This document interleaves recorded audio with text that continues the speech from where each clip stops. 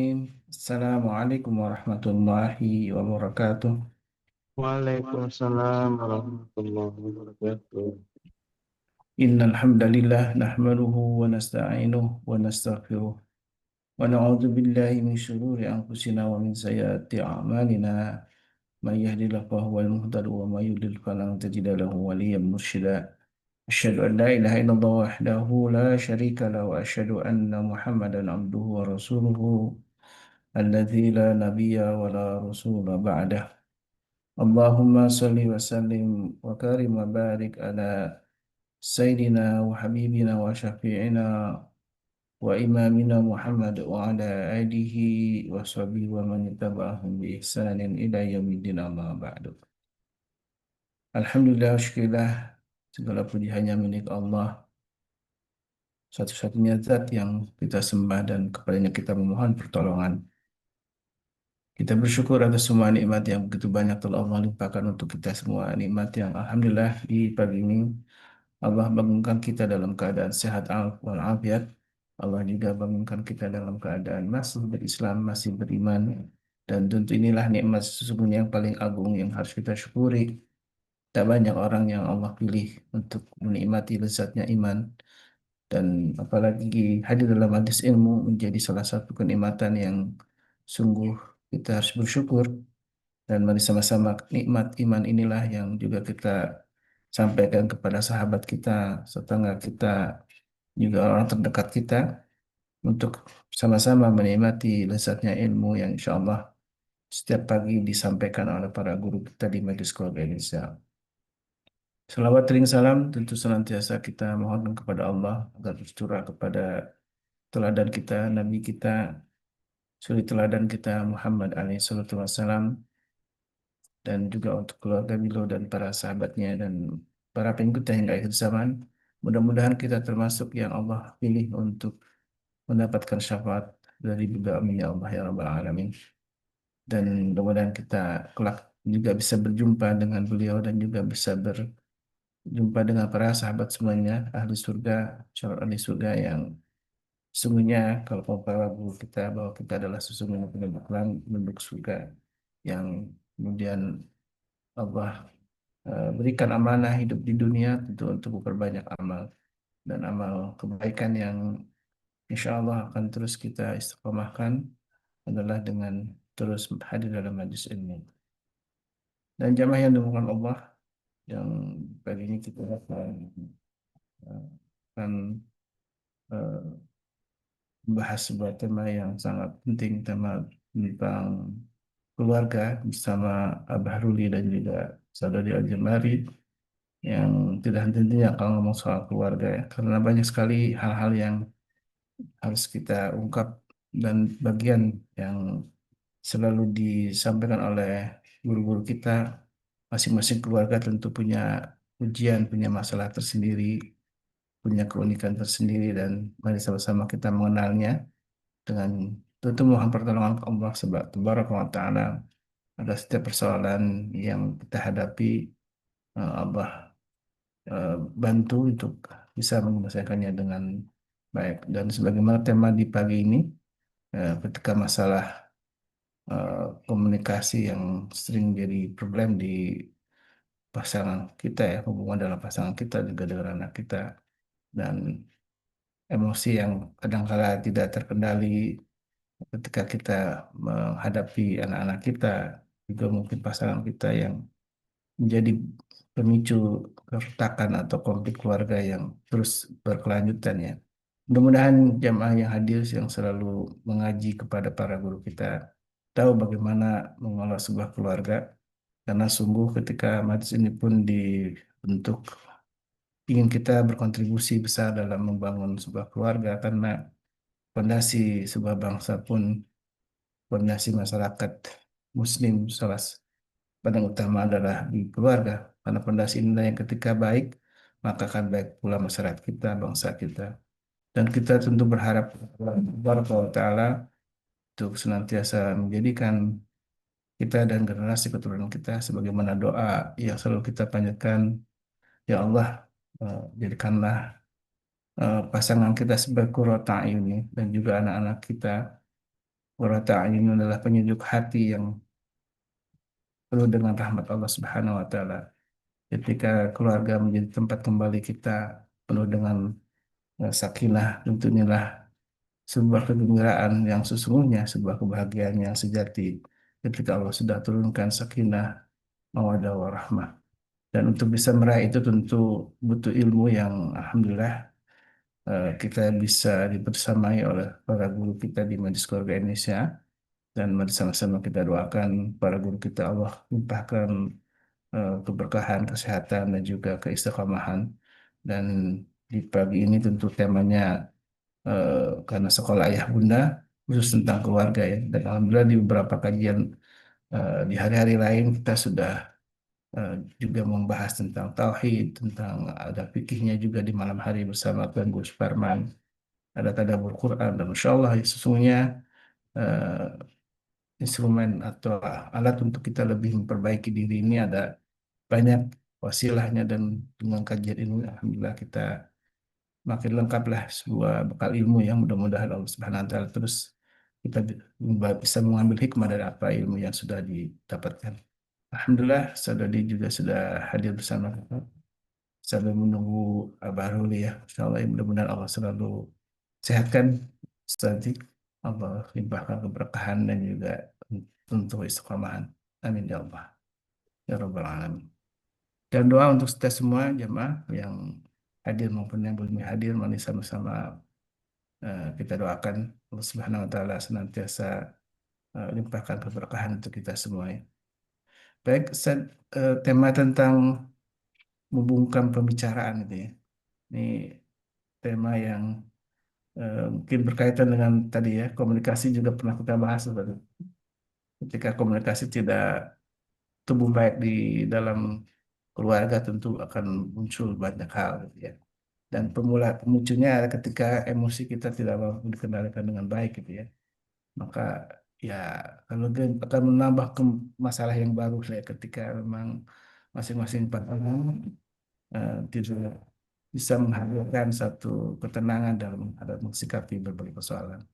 Baik, saya persilakan untuk sebagai pembuka sambil nanti nunggu Abah Ruli. Baik, Bismillah. Assalamualaikum warahmatullahi wabarakatuh. Waalaikumsalam Waalaikumsalam warahmatullahi warahmatullahi wabarakatuh. wabarakatuh. Sehat selalu, Ustaz. Amin ya Rabb. Alhamdulillah. Alhamdulillahilladzi arsala rasulahu bil huda wa dinil haq liyudhhirahu ala dini kullihi wa kafa billahi syahida. Asyhadu an la ilaha illallah wahdahu la syarika lah wa asyhadu anna Muhammadan abduhu wa rasuluhu la nabiy wa rasul ba'da. Allahumma salli wa sallim wa barik ala nabiyyina Muhammadin wa ala alihi wa sahbihi wa mawala wa la hawla wa la quwata illa billah. Amma ba'd. Bapak Ibu yang dirahmati Allah SWT, kebersyukuran tentu adalah sebuah keniscayaan. Dan salawat serta salam semoga senantiasa tercurah ke hadirat Rasulullah SAW apapun warna baju yang Anda kenakan hari ini. Karena saya sama Ustaz Holis kayak janjian nih pakai biru-biru. Dan mudah-mudahan salawat ini tidak hanya sampai kepada beliau alaihissalam, tapi juga kepada keluarganya yang suci, kepada sahabatnya yang mulia, kepada para tabi'in, tabi'ut tabi'in, dan seluruh pecinta risalah dan syariat beliau hingga akhir zaman. Mudah-mudahan kita yang hadir pada kesempatan pagi hari ini bisa menjadi bagian dari golongan orang-orang yang mendapatkan syafaat beliau kelak di akhirat. Amin. Kita berharap bahwa Allah SWT limpahkan juga rahmat dan afiah, keberkahan, hidayah untuk keluarga kita, sehingga kita bisa menuntaskan kehidupan kita ini dengan husnul khotimah, dengan inayahnya, dengan irodahnya, dengan kudrahnya, dengan maunahnya terlebih. supaya kita bisa masuk ke dalam sebuah surga yang dikumpulkan keluarga kita bersamanya. Amin. Masalah-masalah yang membungkam pembicaraan. Ya. Kalau komunikasi ini begitu penting, kenapa justru banyak pasangan yang kesulitan menjaga komunikasi? Karena saya banyak menemukan keluarga itu biasanya faktor yang menyebabkan mereka jadi bertikai, berselisih itu karena tidak mampunya mereka menghadirkan komunikasi. Nah, sebagian orang mengira masalah komunikasi ini muncul karena pasangannya tidak pandai bicara, kurang talkative, gitu. Atau tidak romantis. Padahal yang membungkam suara itu kadang-kadang dalam pernikahan ini seringkali lebih dalam daripada sekedar gaya bicaranya saja. Ada lapisan-lapisan yang kadang-kadang membuat kata-kata tidak sampai, meskipun diucapkan. Di sini Ustadz Ruli menulis bahwa tentang retaknya rasa percaya atau yang sering disebut dengan trust issue. Ketika kepercayaan goyah, maka setiap kali terdengar kata-katanya menjadi nggak nyaman, jadi sumbang. Istri yang cerita tentang aktivitas dianggap menyembunyikan sesuatu. Suami yang berkata bahwa dia lembur bisa dicurigai punya motif lain. Kata-kata yang netral kadang-kadang berubah jadi senjata ketika dibaca dengan kacamata curiga. Nah, bahkan beliau menulis ada cerita tentang seorang suami yang pernah kedapatan menyembunyikan sesuatu, katakanlah dia nggak jujur soal penggunaan uang. Mungkin jumlahnya nggak besar, tapi ketika kebongkar, rasa percaya istrinya jadi runtuh. Dan sejak saat itu, setiap kali sang suami bicara soal keuangan, selalu istrinya, apa istilahnya, peribahasa kita itu, sekali lancung ke ujian, seumur hidup nggak dipercaya. Gitu. Maka ketika sudah berhadapan dengan pasangan yang dengan kacamata curiga, seolah-olah dia membaca ulang setiap kata dengan rasa was-was, betul nggak ya? Jangan-jangan ada yang disembunyikan lagi. Nah, yang nulis udah hadir di depan kita nih. Kita ajak ngobrol. Assalamualaikum, Ustaz. Waalaikumsalam warahmatullahi wabarakatuh. Ahlan, sahlan. Ahlan bik Ustaz. Di Kediri, Ustaz? Bukan saat ini lagi di Serang. Jadi Masya Allah.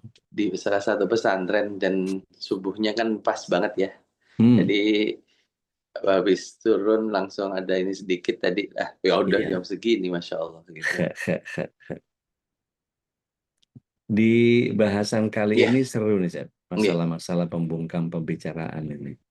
Jadi kadang-kadang mendingan diem aja deh daripada berantem gitu ya. Ya. Ini curiga ternyata ada juga istri yang pernah sekali nutup-nutupin pertemuan dengan teman lama, akhirnya suami tahu, ternyata pertemuan itu jadi akar masalah. Bahkan Ya.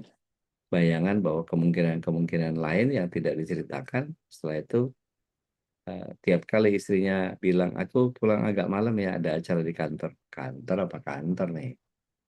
Gitu. Ini kenapa, Zat? Banyak tembok-tembok yang terbangun dengan sangat masif dan kokoh dan tebal ini. Yang pertama bahwa tembok itu tidak muncul dengan sendirinya. Ini yang pertama, Mbak. Tembok ini tidak muncul dengan sendirinya, bahwa di awal pernikahan tuh orang masih merasa istilahnya penjajakan. Ini gini. Pengenalan ya. Pengenalan. Nah, ketika semakin lama, makanya saya bilang sebenarnya kalau bab pernikahan itu satu hal. Yang pertama itu kejujuran. Kalau dengan pasangan sudah nggak jujur, udah sama siapa lagi ya? Itu udah ini lagi, apalagi ini kan teman dalam tanda kutip ya, teman seumur hidup sepanjang perjalanan. Kalau kita tidak jujur dengan pasangan kita, maka akan menjadi sesuatu yang ya tadi akhirnya yang muncul zon. Ya. Yang muncul zon. Kenapa akhirnya setelah tidak cukup kita hanya mengenal pasangan, Tidak cukup kita hanya mengenal pasangan, tidak cukup hanya kita cukup kenal, tapi bagaimana kita lanjutan. Lanjutannya adalah setelah kenal, kita komunikasikan. Nah, yang dikomunikasikan itu bukan sesuatu yang enak-enak saja tadi. Misalkan tadi Ustadz sampaikan bahwa ya udah mendingan diem.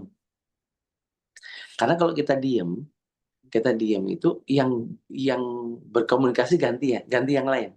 Otaknya yang berini. Karena otak akan menebak. Nah, ini yang lebih mengerikan sebenarnya. Ya, ya. Ini yang lebih mengerikan saya sampaikan. Kenapa? Karena udah namanya nebak-nebak, gitu kan? Namanya juga nebak. Nebak itu kan nebak-nebak buah manggis, gitu kan? Iya kalau benar, kalau salah, apalagi udah berani menjustifikasi atau udah memastikan pasti begini.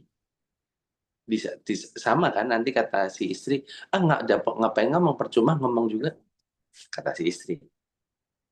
Kata suami, percuma juga ngomong juga, nanti paling juga nanti malah marah. Daripada marah, mendingan nggak usah ngomong deh. Nah, ternyata masalahnya di sini kan. Di hal yang memang yang seharusnya diomongin nggak diomongin. Seharusnya yang hal-hal sederhana gini menjadi sesuatu yang menjadi masalah nantinya. Nah, inilah yang menjadikan kayak tadi, apa namanya, kalau orang itu ganjilan bukan ganjilan tisu ya, saya bilang ganjilan pintu, saya bilang gitu. Ganjilan pintunya kayak begitu, hal-hal kayak begitu. Gitu. Nah, di sisi lain nanti juga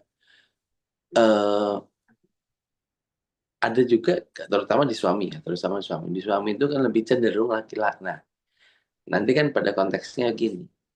Laki-laki itu senangnya berkomunikasi, menyamberitahukan masalahnya kalau masalahnya udah selesai. Udah selesai baru pengen ngomong. Ya. Sedangkan di pihak istrinya selalu berpengen ngomong itu untuk menjadikan relasi Apapun. Makanya kadang-kadang gini, ya tahu nggak hari ini tuh cabai naik. Harga cabai naik. Kata suami, ya sudah beli. Solusi yang dimunculkan. Kata istrinya, aku tuh pengen ngomongin cabenya, bukan masalah beli mah udah beli, udah selesai, udah dibeli itu gitu loh, itu udah dibeli. Tapi aku ingin omongin adalah ini kadang-kadang juga hal-hal ini persepsi juga. Dan nah, ini yang sering perlu diinikan, perlu ditahan ya, saya bilang belum ditahan secara emosinya juga, perhatiannya juga. Nah, karena sebenarnya gini, kalau saya kemarin sempat buat 2 minggu yang lalu masalah itu meretakkan atau sebenarnya mendewasakan. Ini kan tergantung kita.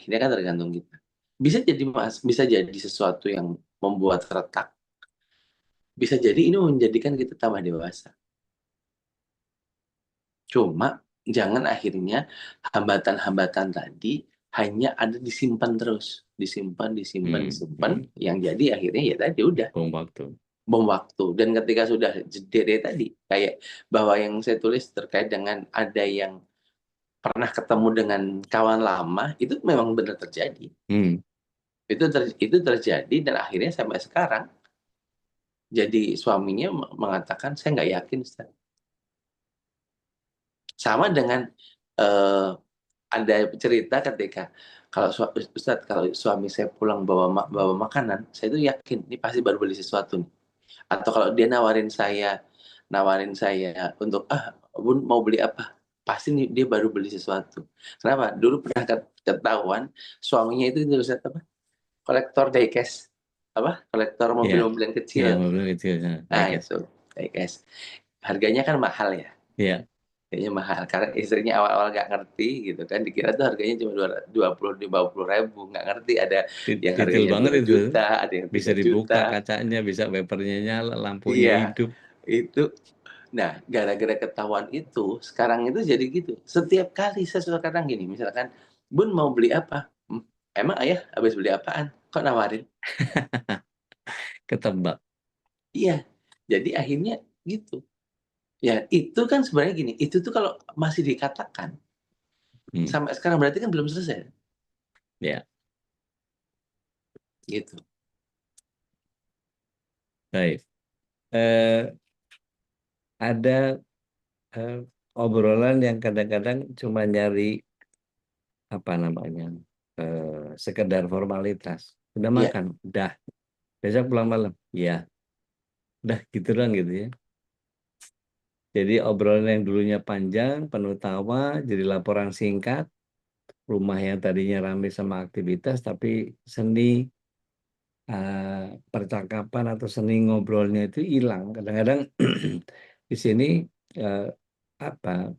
Ada luka pengasuhan mungkin Ustaz. Atau saya nggak tahu apakah ini kan kadang-kadang ada suami yang eh, tumbuh dengan penuh kritik, dia iya, salah mulu gitu. Kadang-kadang ada keluarga-keluarga yang dia selalu dibedakan dari kakak-kakaknya.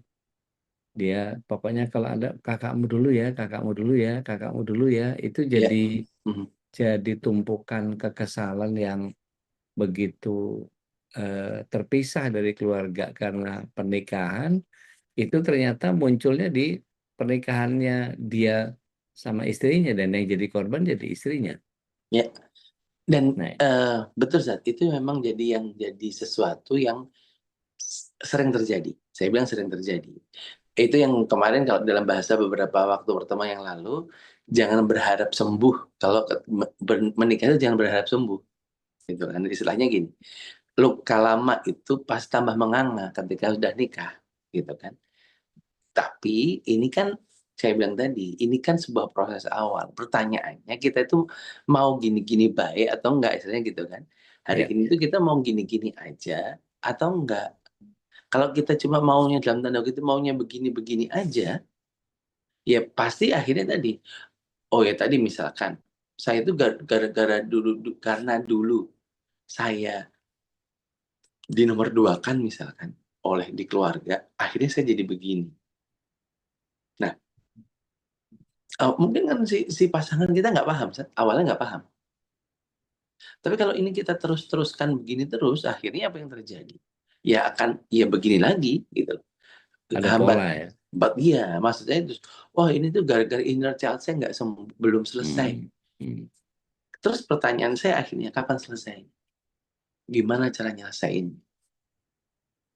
Yang lebih parah lagi akhirnya ini tuh yang kalau saya lebih parah lagi akhirnya ini itu nanti diturunkan pada anak-anaknya. Di pola ini diturunkan pada putra-putranya.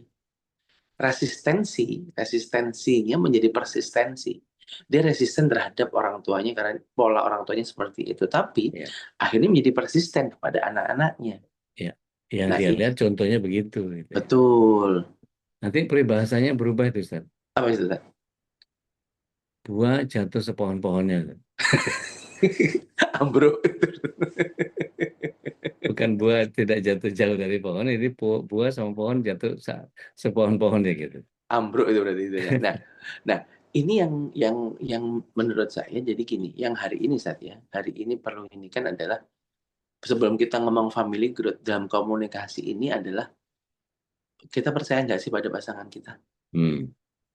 Nih, kita percaya nggak sih pada pasangan kita? Karena hambatannya paling sering itu dari dalam diri kita. Ya. Hambatannya paling sering dari dalam diri kita. Dan itu mulai dari zone tadi. Betul. Daripada dia cuma gitu. Dia selalu gitu. Dia selalu gitu. Aku mau udah berubah. Cuma dia yang belum berubah. Hmm. Ya. Nah, kalau ini di apa namanya diteruskan, ya nggak akan selesai. Tapi Ya. memang kenyataannya gitu, kata teman-teman saya juga sama. Nah, tapi Cari udah gitu. legitimator. Iya.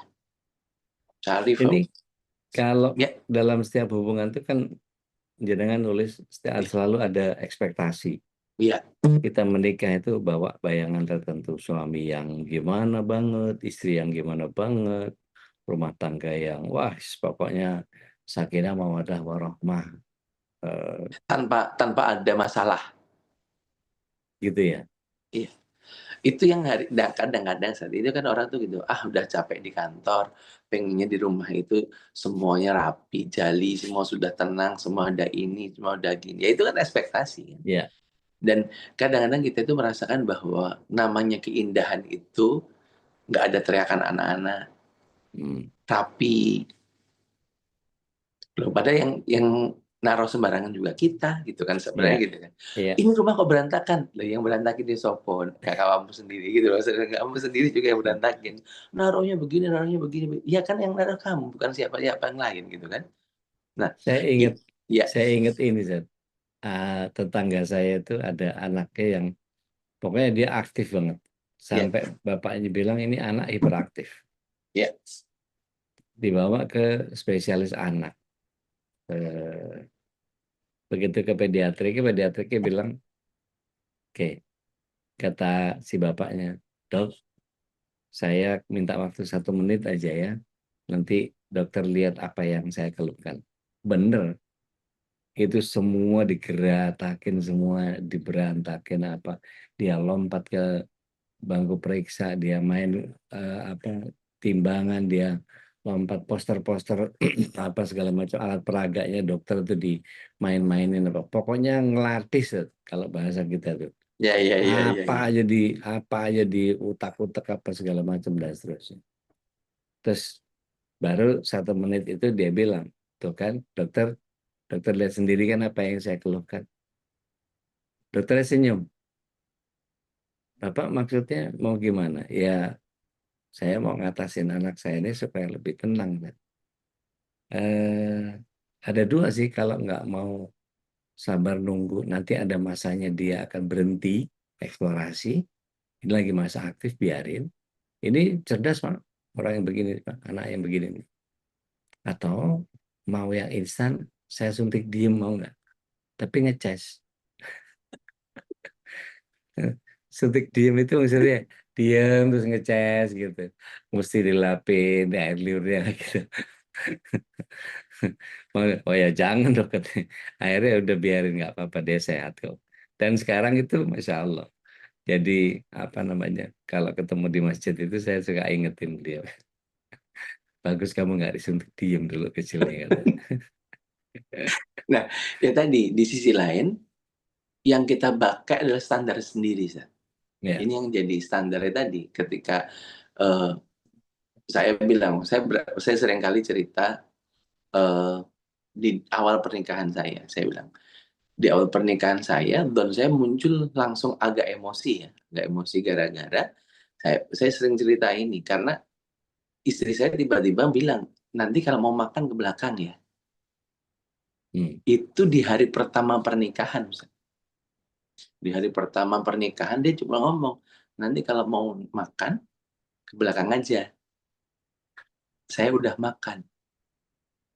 Loh, ini gimana ceritanya gitu kan. Ini ceritanya gimana? Pada waktu itu ya saya yang dari latar belakang keluarga yang selalu senang makan, bukan selalu senang, selalu ada agenda makan bersama. Tiba-tiba menghadapi keluarga yang makan mereka masing-masing. Ternyata di awal situ saya agak emosi, tapi akhirnya mencoba mengetahui kenapa. Oh ternyata kebiasaan ini terbentuk karena aktiviti orang tuanya. Aktiviti orang tua saya, guru, kemudian di sawah segala macam yang relatif waktunya itu bisa inilah ngajar juga, nggak pagi-pagi banget gitu kan. Jadi pagi itu masih bisa sarapan bareng, sore pasti sarapan makan bareng gitu kan. Sedangkan ternyata istri saya apa namanya dari keluarga pedagang yang dagangnya di pasar. Namanya di pasar di Jawa itu berangkat tuh habis subuh cetet udah berangkat. Turun udah hampir maghrib. Pulang sudah sore. Nah, otomatis anaknya nggak mungkin dong makannya nungguin orang tuanya. Mereka udah biasa makan sendiri. Nah, awalnya loh kok begini? Loh kok begini? Nah, saya harus membangun. Nah, ini yang sering harus diinikan. Dan tadi kan harus diumpanin sesuatu yang logik. Bukan malah diumpanin, kata teman saya tuh begini, kata ininya begini. Malah curhatlah ke TikTok, malah curhatlah kalau sekarang, dulu saya nggak ada TikTok ya. Iya, ngelihatlah akhirnya ini. Oh ternyata menurut Nikita Willy ini nggak bagus. Lah pasangan bukan Nikita Willy, saya bilang gitu loh. Atau Indra, siapa namanya suaminya itu, Indra apa siapa itu namanya itu. Nah, ini yang jadi sesuatu yang di kita punya standar, kita nyari standar yang memang standarnya standar kita untuk pembenaran. Tambah akhirnya apa? Jaraknya tambah menjauh. Di sisi lain, ya tadi, kepercayaan pada pasangan tidak ditumbuhkan dan tidak kalau saya nggak dikuatin. Akhirnya ya udah, ini kayak udah nanti akhirnya berkait, akhirnya dari satu ini jadi satu ini jadi satu ini banyak. Nah, tambah lagi nanti kalau udah punya anak ya sudahlah, demi anak, yang penting anak kita tuh bahagia, sudahlah, saya nggak bahagia juga nggak apa-apa. Udah, tumbukannya tambah banyak. Dan tadi tembok itu awalnya tembok cuma 1 meter, lama-lama jadi 4 meter, lama-lama ditambahin lagi sampai ya tadi awalnya itu menyenangkan, jadinya oh udah makan belum, ya udah aku siapin, jadi kayak begitu. Lama-lama udah komunikasi nggak ada, karena tadi kan udah ngerti dia, orang dia udah ngerti kok kalau mau makan di mana. Udah Menjadikan sekali tuh. Anda dan termasuk Anda termasuk yang aristokrasinya di keluarga waktu masa kecil itu ya memang ya tinggi gitu. ya Apa-apa itu ya mesti makan bareng apa pokoknya kalau orang Jawa itu kan makan ngumpul gitu kan. ya Eh, Ketika ngobrol, ketika apa segala macam. Ini kita selalu berupaya pindah dari ruang tamu ke ruang tengah, dari ruang tengah ke kamar. Kadang-kadang itu obrolan itu ya di kasur ya ngobrol, di apa sambil apa kita tuh punya tikar di tengah itu ditaruh buat kongko gitu, Zat. Dan ya itu kalau udah ke situ ya memang pusat kegiatan di situ ya, mau baca di situ, masih zaman baca bubu dulu, Zat. Bubu si ya kuncung di kalau di zaman tempat saya itu. ada lincah, saya tahu lincah kan. Lincah ya. Lincah itu kayak kursi, bukan Iya, kursi sih, kayak amben, amben amben. panjang Iya. gitu, dan itu Hmm. bisa apa namanya, tiba-tiba saya nanti tiduran di pangkuannya ibu ya gitu-gitu, nanti Iya, sambil iya. ini pokoknya ada amben yang jadi tempat bersama yang di situ. Nah, Iya, itu tidak ada di tempatnya istri. Nah, iya, itu jadi, nah iya.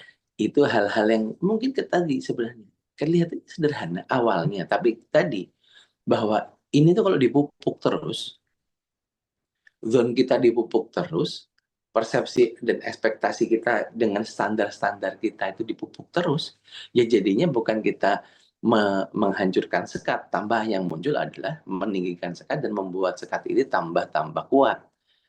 Awalnya cuma tembok, jadinya beton. Nah, kalau udah begitu, Iya. nah kemudian saat yang Meruntuhnya susah. meruntuhkannya juga perlu waktu. Ini yang seringkali pengen prosesnya naliko itu selesai. Iya. Ya nggak bisa. Ya ini ada proses, karena proses bangun temboknya juga panjang, ngehancurinnya juga panjang, kecuali maunya pakai bom. Hmm. Ketika bom itu resikonya juga tinggi. Kenapa? Iya. Akhirnya hancur semuanya. Dan ingat, ketika ledakan itu pasti ada kita nyambungnya kemana-mana. Nah kalau udah kemana-mana, kita juga siap apa enggak?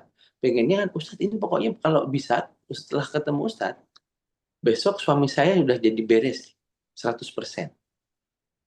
Loh, masalahnya ada 20.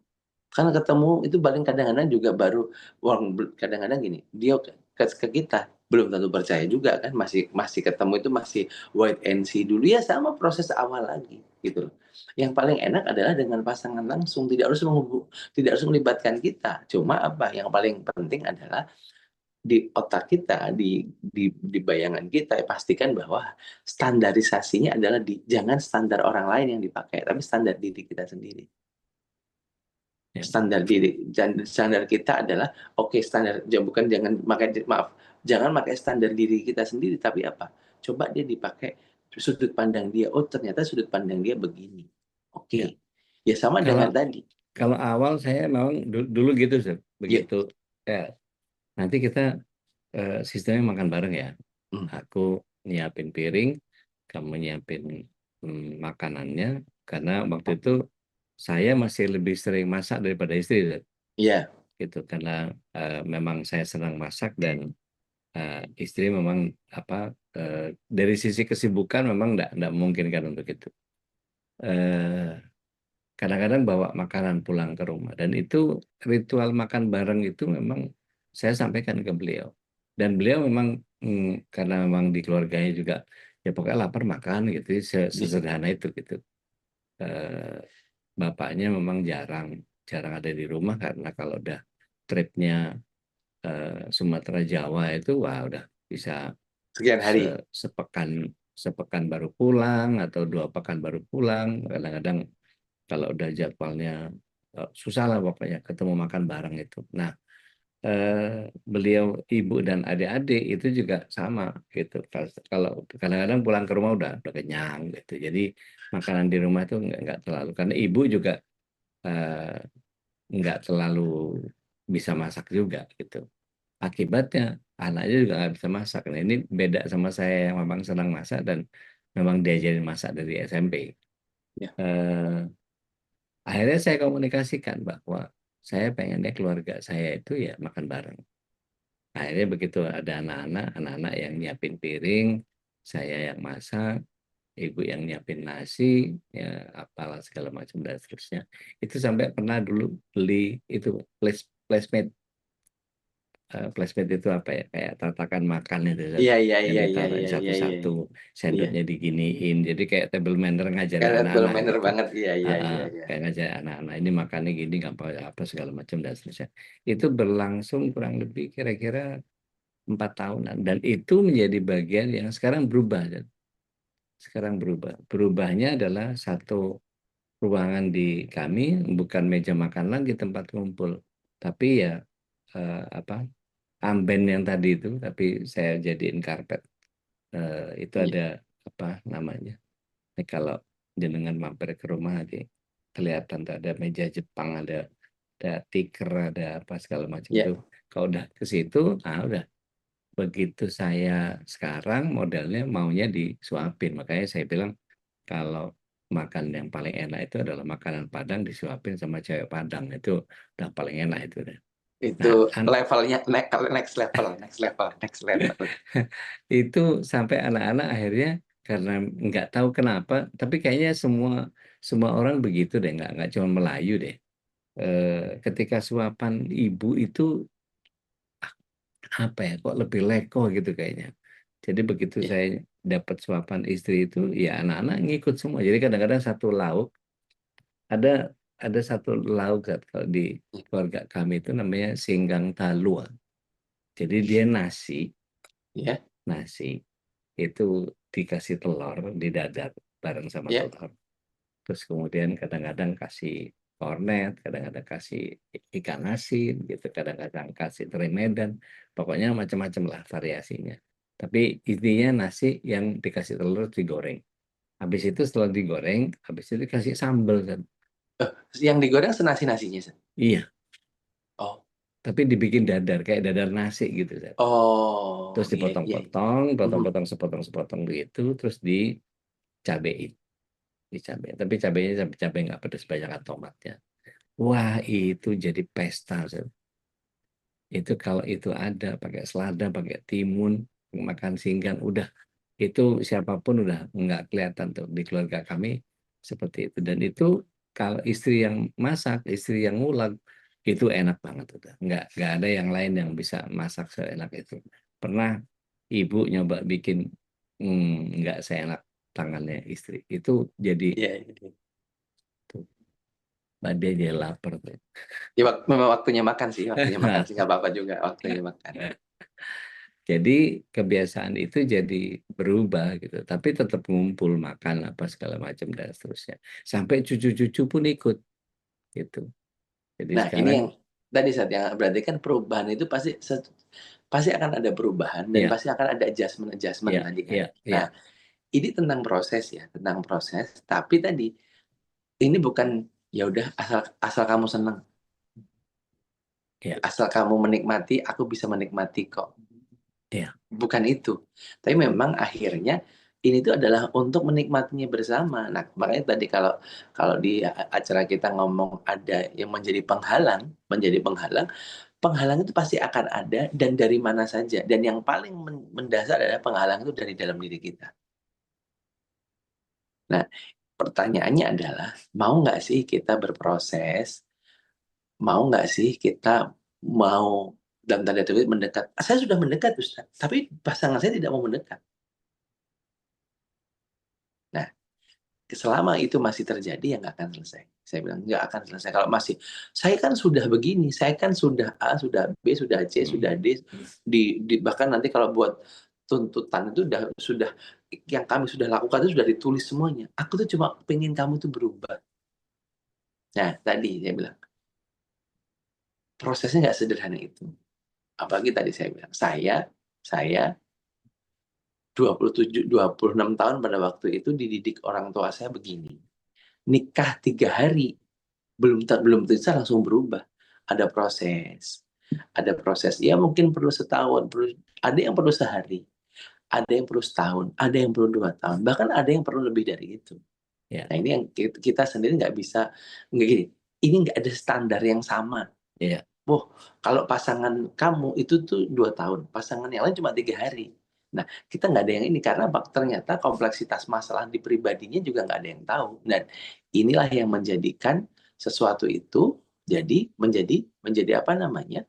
Menjadi dinamis itu di situ. Dan inilah yang saya bilang tadi. Ustaz, ada polanya nggak? Polanya yang paham pasti pasangannya masing-masing. Nah, disinilah nggak bisa pakai ilmu tipsnya begini, bukan.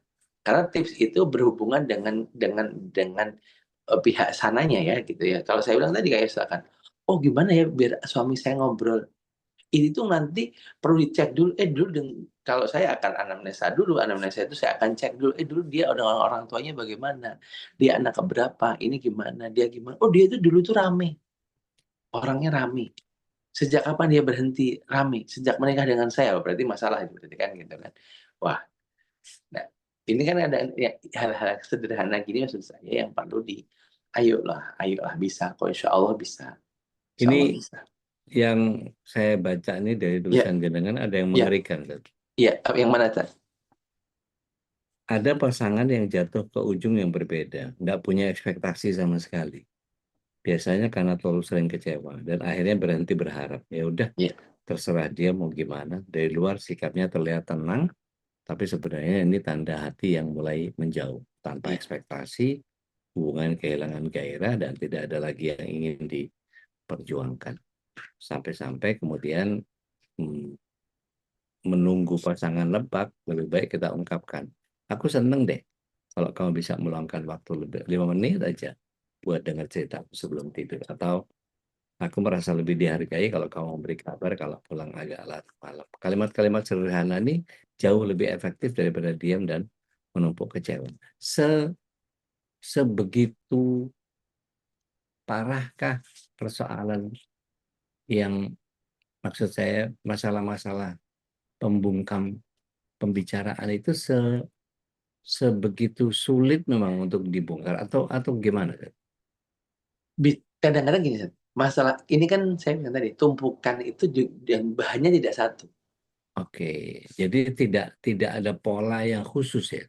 Iya, jadi ini bab ini, tiba-tiba bab ini, nanti kan disambung-sambungin, semua itu kadang-kadang mau disambung, ini pasti begini, nanti ini begini, nanti begini, nanti begini. Nah, lapisan-lapisan ya? Iya, nah kemudian di satu sisi kita pengen, nah yang jadi ini adalah kita juga pengen cepat untuk merubahnya. Maunya instan. Maunya instan ini juga nggak bisa. Nah, di sisi lain juga persepsi dirinya juga tadi udah kalau kata terserah itu kan dan ini mohon maaf udah banyak banget. Saya tanya punya ekspektasi nggak terhadap istri? Udah enggak, sekarang udah enggak.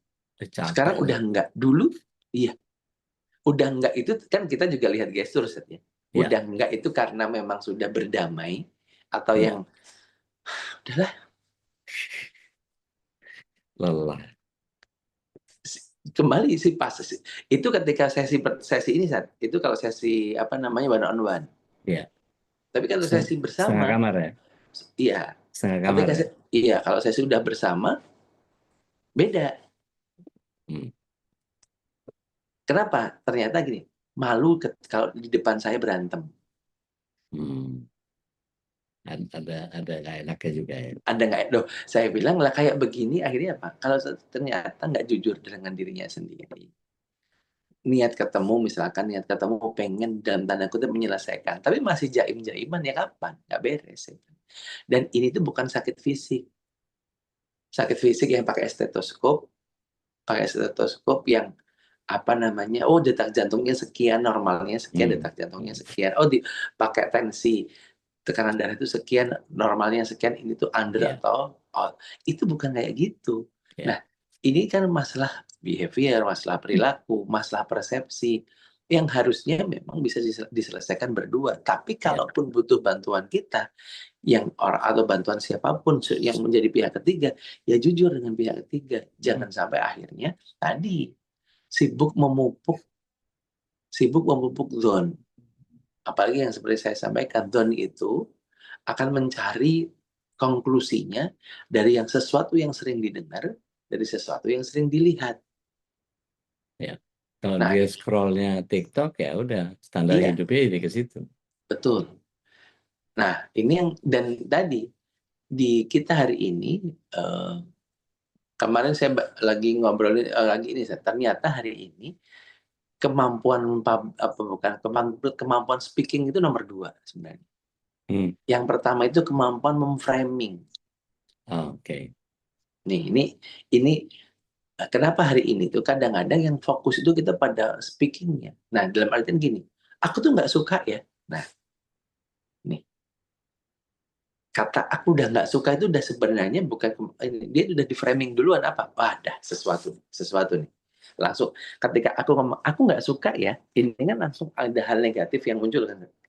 Langsung yang diajak ngobrol langsung mikir, ini sebelah mana nih enggak. Nah, apa? Muncul defensif akhirnya. Nyari benteng pertahanan. Iya. Nah, kalau udah kayak begini, udah akhirnya udah. Gitu.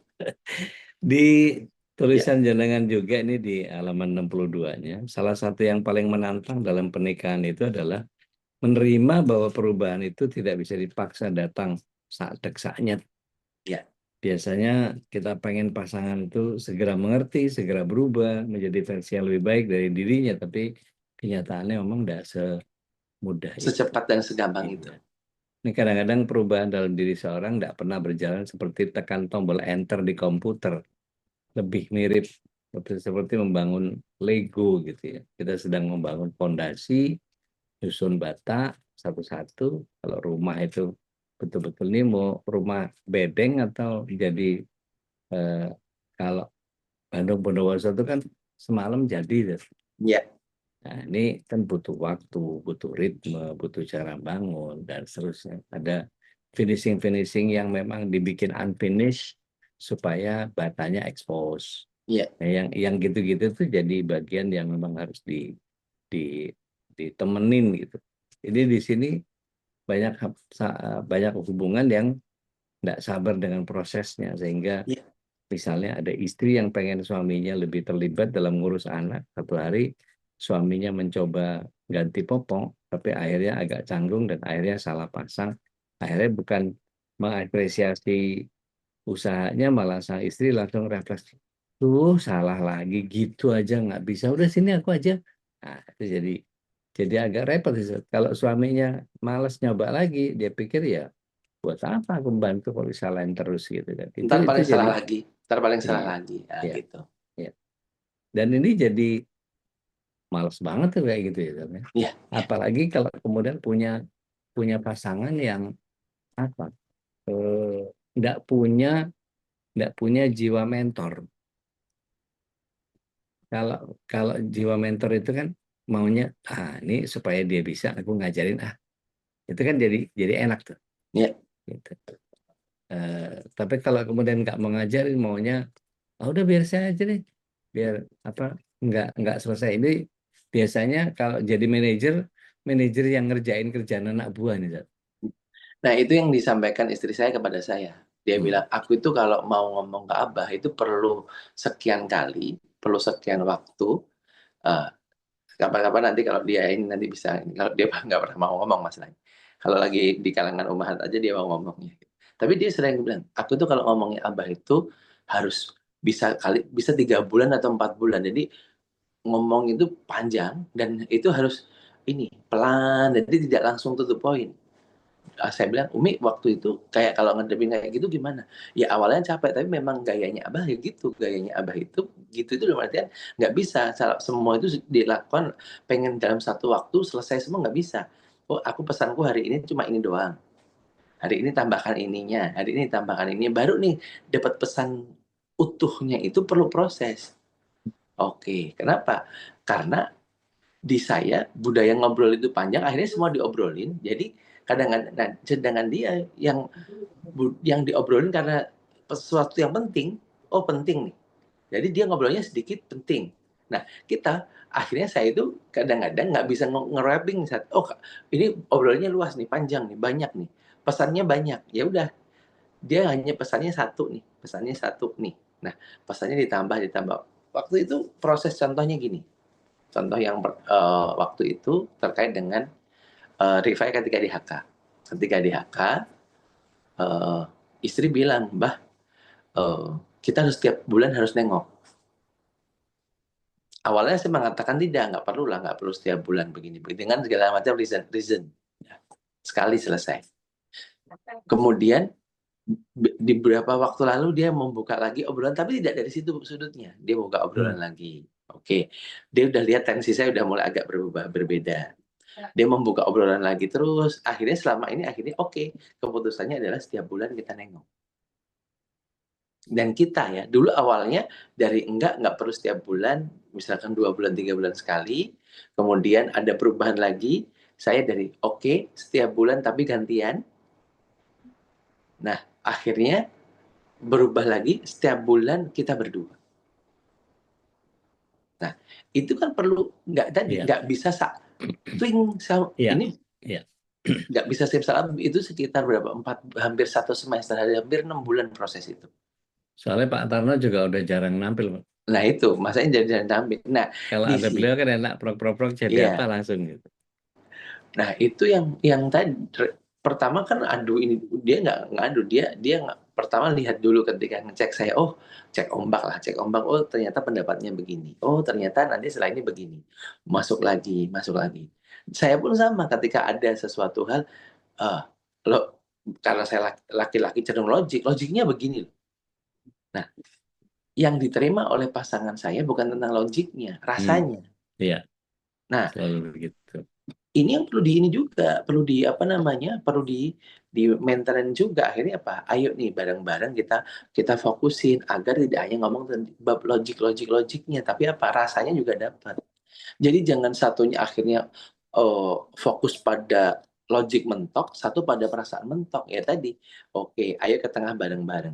Kalaupun belum ke tengah bareng-bareng, mungkin tadi frekuensinya belum pas.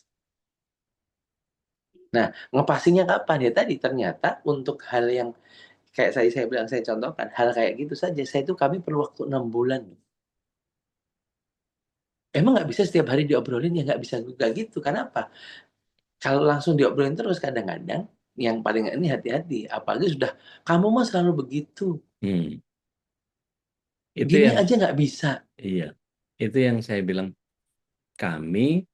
saya dan istri maksudnya, itu baru ketemu ya setelah 29 tahun pernikahan. Iya. Luar biasa. Oke, kita oper-operan ke Ustadz Halis dulu supaya bisa ngobrol sama netizen yang maha sotoy dengan segala komennya. Iya. Itu ada pisang goreng dari jangan dilindung, itu dikirim apa ya? Nah, kan coba ya dikondisikan. Iya. Ustadz Halis, tahu Ustadz. Mbak Din. Baik, syukron, jazakallah khairan katsiran. Ini sebenarnya di chat sudah banyak tuh yang komentar-komentar. Kita nunggu nih ya. Ayo langsung aja sharing, berbagi rahmat ya. Bagi yang ingin nanya, mungkin yang ingin juga menceritakan tentang keluarganya. Tadi sudah banyak sekali nih, Abah Ruli cerita tentang keluarganya, Sadari cerita tentang keluarganya, dan kekurangan tidak bukan sebuah aib saja. Kekurangan itu adalah hal yang biasa gitu ya. Iya, Dan jangan sampai kemudian ini bukan menceritakan tentang kejelekan, tapi iya, bagaimana kita membangun kesamaan ya, frekuensi yang sama dalam membangun keluarga menjadi lebih baik ya. Yang tumbuh ini memang harus dimulai dengan salah satu sama kesadaran ya, untuk iya. sama-sama punya visi dan misi yang sama, mau dibawa kemana keluarga kita gitu ya. Silakan yang ingin sharing. eh, Teh Nadia, ada Budwi ini tadi yang banyak juga di chat saya baca. Saatnya kita untuk juga sharing langsung. Mbak Dina, Mbak Din, sehat Mbak Din? Alhamdulillah Ustaz. Gimana Mbak Din, gimana ini? Ada yang ingin juga disampaikan? Eh baik, kalau bahas komunikasi itu karena hidup kita kan sepanjang hidup itu kan perlu komunikasi ya. Saya pernah di Iya. posisi di tengah-tengah temen gitu, temen lama terus baru datang lagi setelah waktu ayahnya berpulang gitu baru ketemu lagi gitu. Dan ternyata dia cerita gitu, teman saya yang kebetulan yang cowoknya gitu. Pernah suami istri, beliau udah pendidikan S3 gitu ya. Terus ternyata sedingin itu juga gitu, kayak nggak ada komunikasi, tapi anaknya tiga gitu, tapi dingin gitu. Sampai akhirnya ya gitu namanya rumah tangga ya gitu. Terus akhirnya sempet karena saya kebetulan dikenal juga sama istrinya, dikenalin, kok saya ngeliat aneh gitu ngeliat ngeliat rumah tangga mereka gitu pas sekali dua kali berkunjung gitu. Pas ngebahas tadi tuh jadi inget dulu itu gitu. Sampai akhirnya sang istri minta tolong saya gitu. Dia juga nggak nyaman dengan kondisi seperti itu, dengan kesibukannya beliau berdua gitu kan, anaknya terbengkalai. Jadi awalnya malah dari anaknya gitu yang sering curhat ke saya gitu. Suka ngiri, lebih tepatnya suka ngiri karena ngeliat saya sama anak-anak sedekat itu gitu. Itu adik Alisa kalau ini dianterin pada anaknya sudah kuliah FK gitu juga gitu, udah kuliah tingkat kuliah gitu. Ada rasa iri gitu, ada rasa yang dirindukan. Mereka nggak bisa ngobrol seasik saya sama anak-anak gitu. Anak-anak kan bener-bener nempel, apalagi adik gitu ke saya gitu. Walaupun udah di pesantren gitu kan, ternyata anaknya diem-diem suka ngepoin status saya kalau kakak lagi video call, kalau kakak ini kok sedekat itu ya walaupun di pondok, kata kata si AA gitu gitu. Sampai akhirnya satu waktu saya ngobrol-ngobrol-ngobrol gitu, akhirnya karena saya ikutan gemes gitu ya, iseng saya undang waktu itu, waktu kakak ulang tahun kalau nggak salah, saya undang makan bareng gitu. Nah pas makan bareng itu ngobrol-ngobrol-ngobrol-ngobrol gitu, ternyata sesimpel ya, ya itu karena apa ya, keterbukaan itu kadang datang dari hal yang simple gitu. Jadi nggak nyambung aja pengennya, kayak kayak tadi cerita Ustadz Ruli sama Mbak Lili kan gitu Iya. butuh waktu gitu. Nah ternyata mereka ya karena nggak diomongin ya karena jadi nggak tahu kan gitu maunya apa gitu. Ternyata yang mereka mau juga cuman sesimpel itu, meluangkan waktu hanya sekedar ngobrol, mungkin ngobrol bakso, mangat bakso kayak gitu-gitu aja udah mereka udah happy gitu. Dan mereka bisa terbuka itu anak-anaknya gitu.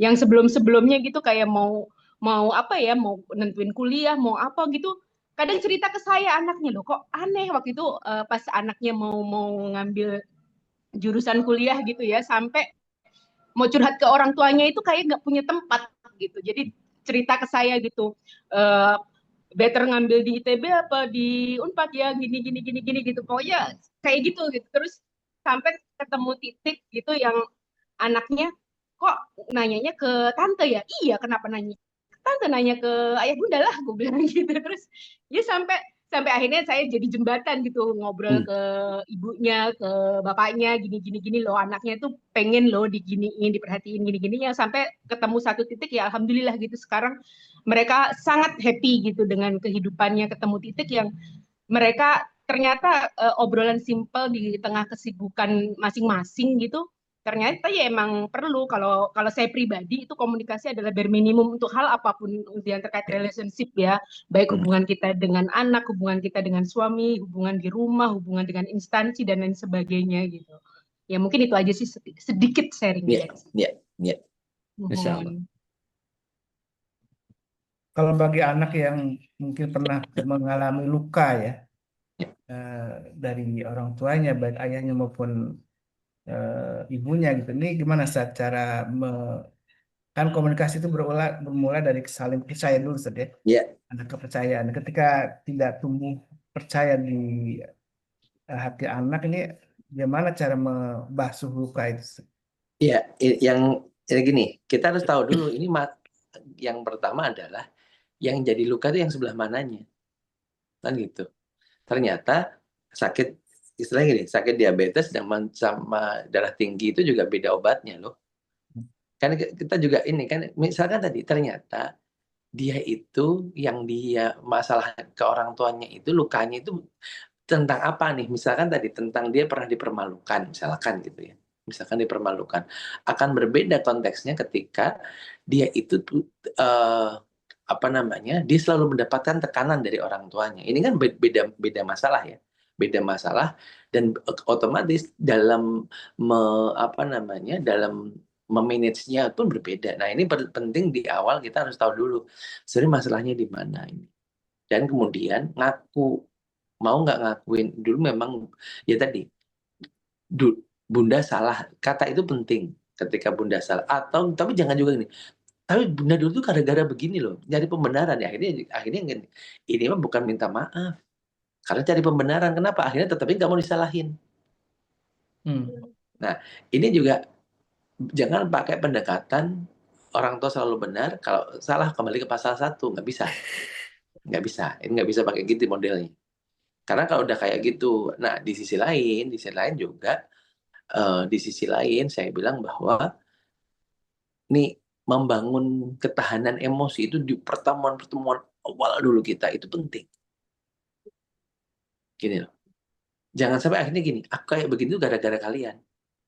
Nah, jangankan itu ternyata kita masih gitu. Bunda kayak gini, itu gara-gara ayah dan ibu jadi kakek nenek gayanya begini, makanya jadi kayak begini. Nah, itu ternyata apa? Ada pola yang di copy paste. Jadi kalau saya bilang, bagaimana dengan anak-anak yang punya luka? Nah, kemandirian emosinya harus diselesaikan. Kenapa? Saya sering sampaikan, nggak ada tuh ya tadi kayak yang kita sering sampaikan. Nabi Ismail tuh harusnya luka emosinya, luka pengasuhannya panjang harusnya. Kalau kita ngomong pakai harusnya, ditinggal dari kecil, fatherless dari kecil. Tapi ternyata enggak. Tapi di sisi lain, kenapa tiba-tiba Nabi Ibrahim mengatakan ketika Nabi Ismail sudah besar, Nabi Ibrahim mengatakan ganti palang pintu. Ketika melihat istri Nabi Ismail tidak punya karakter yang tidak baik, gitu kan? Kenapa? Nabi Ibrahim pun hadir di situ karena beliau tahu dulu waktu kecil Nabi Ismail nggak pernah lihat bagaimana dinamika rumah tangga orang terdekatnya. Dan saya sampaikan, beda loh kondisi ini, persepsi kami terhadap menganalisis kondisi itu. Siti Hajar dengan Nabi Ismail itu posisinya dia tidak bersama keluarganya. Mereka itu mandiri, keluarga sendiri gitu loh. Kalaupun ada yang ke Mekah pada waktu itu bukan keluarga terdekat mereka. Berbeda dengan Nabi Muhammad, walaupun beliau tidak bersama ayahnya, tapi dia melihat rumah tangga pamannya, rumah tangga paman-pamannya, rumah tangga orang terdekatnya masih polanya masih lihat. Nah, di sini apa? Berarti orang tua juga harus tahu kapan masuk, kapan tidak masuk. Nah, kayak beginilah saya bilang dinamika itu kayak begini ya. Makanya kayak nggak bisa apa ya? Harus ada konteksnya tadi saya bilang Ustaz Holis ya. Harus ada konteksnya agar ketemu obat kalau kita itu sakit ya, agar ketemu obat yang pas gitu. Masya Allah. Dari Sadodi barangkali ada tips atau apa gitu yang Saya sih kuncinya cuma agile aja sih, fleksibel. Jadi jangan pernah ngerasa bahwa saya tuh orangnya gini ya, itu nggak pernah. Saya selalu agile. Jadi karena memang dari dulu itu disuruh apa aja hayu, gitu. Kan awal aneh ke Jakarta ini cita-citanya ketinggian, Ustaz. Kepengennya jadi bintang film. Oh, saya pikir ketinggian itu pengen ganti Pak Harto pada waktu itu enggak. Bahkan ada kesempatan waktu sama Pak Harto itu saya masuk tanpa pengamanan, Ustaz. Oh, Jadi kalau pegang pistol itu bisa nembak beliau waduh, gitu. ngeri. Sampai kayak gitu dulu. Iya, iya, iya, iya. Begitu masuk Jakarta harus membambung 1 tahun gitu, terus gelandangan 1 tahun itu habis. Sekarang masih ingat ada 24 map lamaran yang saya tebar dari mulai Sudirman Tamrin, Kuningan sampai ke Hayamburuk, Ustaz. Itu jalan kaki. Dan alhamdulillah tidak ada satupun yang masuk. Manggil. Ya. Dan itu kelelahan sendiri, itu saku butuh piye. Gitu. Kenanya justru di waktu itu ada Kompas, karena di tempatnya Pak D saya tinggal ngenger itu, karena saya nyuci juga, nyuci piring, nyuci baju di tempat beliau situ. Nah, ikut-ikutan baca koran bekasnya beliau. Di kolom iklan itu lowongan pekerjaan dicari, umur sekian, berpenampilan menarik, bisa menari. Nah, kan dulu saya breakdance, Zat. Iya. Kayaknya ada nih modal-modal nih biasa, bisa masuk. Itu dari 400 pendaftar, Zat, yang keterima cuma 150.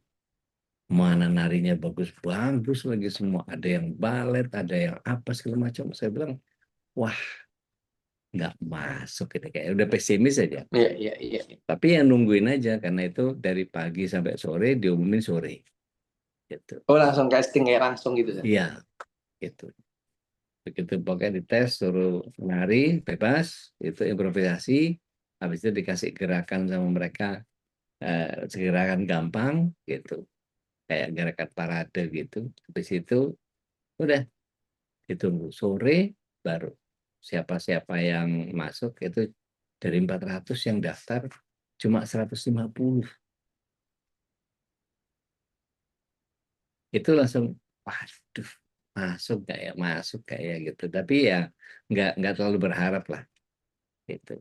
Alhamdulillah masuk gitu. Masuk, wah itu senangnya minta ampun. Artinya punya kesempatan untuk berkiprah, punya kesempatan untuk berkarya, dan setidaknya waktu itu bayarannya itu kalau nggak salah sekali latihan itu 15.000, Zat. Zaman segitu. Iya, zaman segitu tahun 87 itu. Saya masih TK, Zat. Kalau nampil 25.000, Zat. Oh, Nampil 25.000. Jadi banyakkan uang latihan yang 15.000 setiap hari itu iya. dibanding sama nampilnya yang 25.000 itu. Tapi bajunya keren-keren, Ustaz. Cosilato, Robi Tumewu, Itang Yunas. Wah, itu banyak banget, keren-keren deh semua. Iya, iya, iya, iya, iya. Model-model yang ditampilkan itu ya siapa? Marisa Haque, Lydia Kandung. Pokoknya zaman itulah ya, era-era. Termasuk Mbak Reni itu. Mbak Reni pernah main di Zabogar dulu. Apa namanya? Saya makanya akrab sama beliau itu karena Zabogar. Paling galak beliau. Itu jadi penampil di sana itu kurang lebih sekitar 7 tahun itu ada kesempatan untuk jadi main film. Nah, saya sampaikan. Nah, film Pacar Ketinggalan Kereta itu saya double casting, Zat. Main jadi teman modenya si Sarah Ayu Azhari. Iya. Jadi yang agak ngondek-ngondek tipis gitu. Iya. Terus malamnya jadi gengnya Mas Alex Komang, berandalan pasar yang ya emang tukang berantem gitu. Dan itu ya tinggal cuman ganti baju aja kan, yang satu menye-menye, yang satu gahar gitu. Dan itu dicegah sama Pak Teguh Karya, mendiang. Jangan keterusan ya ngondeknya katanya. Karena itu cuman tiru-tiru aja gitu. Cuma peran saja. Acting aja ya, acting aja. Ya benar-benar cuman acting aja. Dia bilang nggak banyak orang yang bisa kayak kamu. Cuma 9 orang di dunia. Wah, itu agak wise gimana gitu kayaknya. Tapi itu bagian yang kemudian membuat saya jadi tahu bahwa saya disuruh nyuci piring ya bisa, suruh nyuci baju ya bisa, suruh makan sedikit ya bisa, suruh nggak makan ya nggak apa-apa, dan nggak ada nanti ya apa, nggak ada dendam, nggak ada apa. Memang hidup ini begini. Nah, agile itu yang kemudian membuat saya jadi tahu bagaimana menempatkan diri, jadi tahu diri.